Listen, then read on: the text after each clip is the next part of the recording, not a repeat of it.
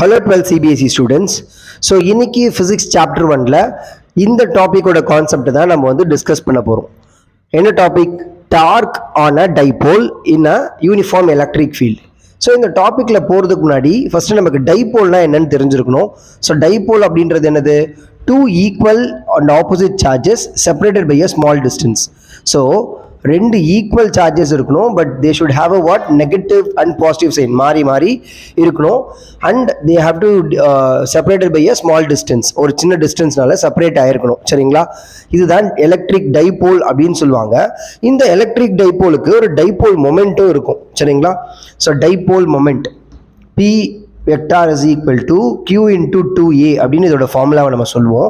இவங்களோட டைரக்ஷன் என்ன அப்படின்னு பார்த்தீங்கன்னா, நெகட்டிவ் சார்ஜ்ல இருந்து பாசிட்டிவ் சார்ஜுக்கு போவாங்க. சரிங்களா? Always the direction of dipole moment will be negative charge to the positive charge. So இந்த டைரக்ஷன்ல தான் இருக்கும். ஒரு ஆரோ மார்க் நான் போட்டு ரெப்ரசென்ட் பண்றேன். இப்படி இருக்கும். சரிங்களா? அப்போ இந்த எலக்ட்ரிக் டைபோலை கொண்டு போயிட்டு நம்ம என்ன பண்ண போகிறோம்? ஒரு யூனிஃபார்ம் எலக்ட்ரிக் ஃபீல்டுக்குள்ளே நான் பிளேஸ் பண்ண போகிறோம்னு வச்சுக்கோங்களேன். ஸோ கன்சிடர் அ யூனிஃபார்ம் எலக்ட்ரிக் ஃபீல்டு. ஸோ இந்த மாதிரி ஒரு யூனிஃபார்ம் எலக்ட்ரிக் ஃபீல்டை வரைஞ்சிக்கிறேன். யூனிஃபார்ம் எலக்ட்ரிக் ஃபீல்டுன்றது ஒன்றும் இல்லை, நான் இப்போ வரைஞ்சிருக்கிற ரீஜனில் எந்த பாயிண்ட்டில் நீங்கள் எடுத்தாலும் அவங்களோட மேக்னிடியூட் எப்படி இருக்க போகுது? சேமாக இருக்கும். So same magnitude at all points which is called as uniform electric field. சரிங்களா? சார் நான் டைபோலை கொண்டு போய் நான் இந்த மாதிரி வைக்கிறேன்னு வச்சுக்கோங்க. நம்ம இது ஒரு கன்சிடர் பண்ணிக்கலாம். ஸோ இது negative charge and this will be your positive charge. And இந்த டைபோல் மொமெண்டோட டைரக்ஷன் எப்படி இருக்கும்? நெகட்டிவ்லேருந்து பாசிட்டிவ் இருக்கும்னு சொன்னோம்னா, ஸோ இது டைபோல் மொமெண்டோட டைரக்ஷன். ஸோ இந்த டைபோல் மொமெண்ட்டும் இந்த எலக்ட்ரிக் ஃபீல்டும் என்ன ஆங்கிளில் இருக்குன்னு பார்த்தீங்கன்னா, டீட்டா அப்படின்னு ஒரு ஆங்கிளில் நம்ம ரெப்ரசன்ட் பண்ணிக்கலாம். சரிங்களா? அப்போ இதுதான் இதோட இனிஷியல் ஸ்டேஜாக இருக்கும். இப்போ என்ன நடக்கும்னா, த ஃபோர்ஸ் என்ன நடக்கும்? ஒரு எலக்ட்ரிக் ஃபீல்டுக்குள்ள ஒரு சார்ஜை கொண்டு போய் வச்சா ஃபோர்ஸ் எக்ஸர்ட் ஆகும். The force exerted on positive charge by the electric field will be என்ன ஃபார்முலா இருக்கும்? F is equal to QE அப்படின்னு நம்ம கிட்ட ஒரு ஃபார்முலா இருக்கா? F is equal to QEன்னு ஒரு ஃபார்முலா இருக்கு. அதே மாதிரி force exerted on negative charge by the electric field என்னவா இருக்கும் அப்படின்னா, F is equal to minus QE. சரிங்களா? அப்போ இந்த ஃபார்முலா படி நமக்கு என்ன தெரியும் அப்படின்னா, F is equal to plus QEனா இந்த டைரக்ஷன்ல ஆக்ட் ஆக போகுது.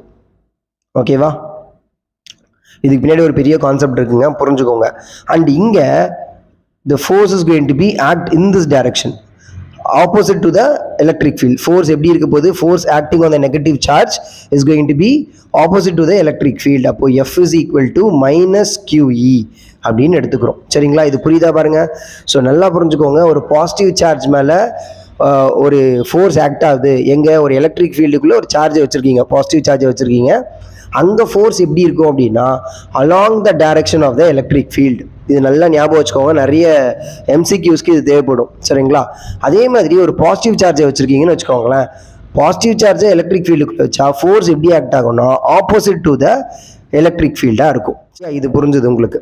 நெக்ஸ்ட், அப்போது இவனும் எப்படி இருக்கான்னு பார்த்தீங்கன்னா, ஃபோர்ஸ் ஆக்ட் பண்ணுறான், ஆனால் அந்த ஓவரால் நெட் ஃபோர்ஸ் எப்படி இருக்குன்னு பார்த்தீங்கன்னா ஜீரோவாக இருக்கும். ஏன்னா இவன் பாசிட்டிவாக இருக்கான் அண்ட் இவன் எப்படி இருக்கான்? நெகட்டிவாக இருக்கிறதுனால இந்த நெட் டிரான்ஸ்லேட்டிங் ஃபோர்ஸ். ஸோ கொஸ்டின்லேயே உங்களுக்கு டிரான்ஸ்லேட்டரி மோஷன் இருக்குமா இருக்காதான்னு கேட்பாங்க. So the net translating force is going to be zero இந்த when dipole is placed in a electric field. புரியுதா உங்களுக்கு? அப்போ நெட் ஃபோர்ஸ் இருக்காது. பட் இந்த எஃப் இஸ் ஈக்குவல் டு கியூயும் F is equal to minus கியூயும் என்ன பண்ணுவாங்க அப்படின்னா, ஒரு டார்க்கை ப்ரொடியூஸ் பண்ணுவாங்க. ஸோ கண்டிப்பாக ஒரு டார்க் இருக்கும். டார்க்ன்றது என்னது? It is a turning effect. சரிங்களா? அப்போ டார்க்கோட ஃபார்முலா எப்படி எடுத்துக்கலாம்னா, either force into perpendicular distance between the forces, perpendicular distance between the forces. சரியா? அப்போ ஃபோர்ஸ் இருக்குமா? டிரான்ஸ்லேட்டரி மோஷன் இருக்குமா? டிரான்ஸ்லேட்டரி ஃபோர்ஸ் இருக்குமா அப்படின்னா இருக்காது, zero. Because the net force is zero. And ஆனால் என்ன ப்ரொடியூஸ் ஆயிருக்கும்? டார்க் ப்ரொடியூஸ் ஆயிருக்கும். சரிங்களா? அப்போ இந்த டார்க் என்ன பண்ணணும்னா, இது பாருங்க இப்படி இருக்கல இந்த டைப்போல, இது இப்படி ரொட்டேட் பண்ணுறது தான் டார்க். சரிங்களா? Turning effect. அப்போ எய்தர் ஃபோர்ஸ் போது நான் இந்த force எடுத்துக்கிட்டுமா, Q E into perpendicular distance. இந்த ஃபோர்ஸுக்கும் இந்த ஃபோர்ஸுக்கும் நடுவில் இருக்கிற டிஸ்டன்ஸ் என்னது 2a. நான் ஆல்ரெடி இங்கே சொல்லியிருக்கேன், ரெண்டு டைபோலுக்கு நடுவில் இருக்கிற டிஸ்டன்ஸ் 2a அப்படின்னு சொல்லியிருக்கேன். இந்த டார்க்கை வந்து டவ் அப்படின்னு நம்ம மென்ஷன் பண்ணிக்கலாம். சரியா? சரி, அப்போ நமக்கு தெரியும் q into 2a. q into 2a என்னன்னு எழுதிக்கலாம்? p எழுதலாமா? p into e. சரிங்களா? அப்போ இவங்க எப்படி இருக்காங்கன்னு பார்த்தீங்கன்னா இருக்கும்போது எப்படி எழுதிக்கலாம்? PE sin theta அப்படின்னு எழுதிக்கலாம். சரிங்களா? நல்லா புரிஞ்சுக்கணும், ஈஸியாக புரிஞ்சுக்கலாம். சரியா? அண்ட் இப்போ நமக்கு இந்த டைபோல் மொமெண்டோட டைரக்ஷன் இப்படி இருக்குன்னு தெரியும், எலக்ட்ரிக் ஃபீல்டோட டைரக்ஷன் இப்படி இருக்குன்னு தெரியும். அப்போது டார்க்கோட டைரக்ஷன் எப்படி இருக்கும் அப்படின்னா நல்லா புரிஞ்சுக்கோங்க. இது எலக்ட்ரிக் ஃபீல்டுக்கான டைரக்ஷன், இது டைபோல் மொமெண்ட்டுக்கான டைரக்ஷன். அப்படின்னா இப்போ இந்த டைபோல் மொமெண்ட்டை you are going to rotate towards the what electric field. அப்படின்னா see right handed screw rule use பண்ணிக்கலாம்.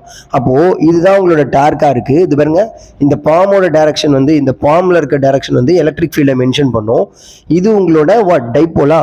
நீங்கள் இப்படி கேர்ள் பண்ணும்போது என்னோட தம்பு எந்த டைரக்ஷனில் இருக்குன்னு பார்க்கணும். இப்படி கேர்ள் பண்ணும்போது it is going in to the plane of the போர்டா. So into the plane of the போர்டை நான் இப்படி மென்ஷன் பண்ணிக்கிறேன். ஓகேங்களா? தட் இஸ் கிராஸில் மென்ஷன் பண்ணிக்கிறேன். இன்டு த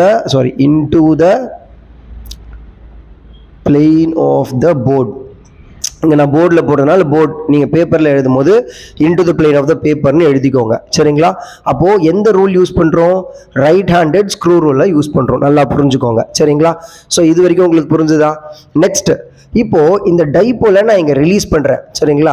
இப்போ எலக்ட்ரிக் ஃபீல்டுக்குள்ள இப்படி வச்சுட்டு நான் ரிலீஸ் பண்ணுறேன் அப்படின்னா இந்த ஃபோர்ஸஸ் என்ன பண்ணும் அப்படின்னா ஒரு டார்க்கை ப்ரொடியூஸ் பண்ணி இப்படி இருக்கிற டைபோலை இப்படி ரொட்டேட் பண்ண ட்ரை பண்ணும். தட் இஸ் டைபோல் மொமெண்ட்டை அலாங் த டைரக்ஷன் ஆஃப் யாருக்கு மாற்றிடுவாங்க? எலக்ட்ரிக் ஃபீல்டுக்கு மாற்றுவாங்க. அப்போ இந்த ஆங்கிள் என்ன ஆகும்? இந்த ஆங்கிள் யார் யாருக்கு நடுவில் இருக்குது? டைபோல் மொமெண்ட்டுக்கும் எலக்ட்ரிக் ஃபீல்டுக்கும் நடுவில் இருக்குல்ல.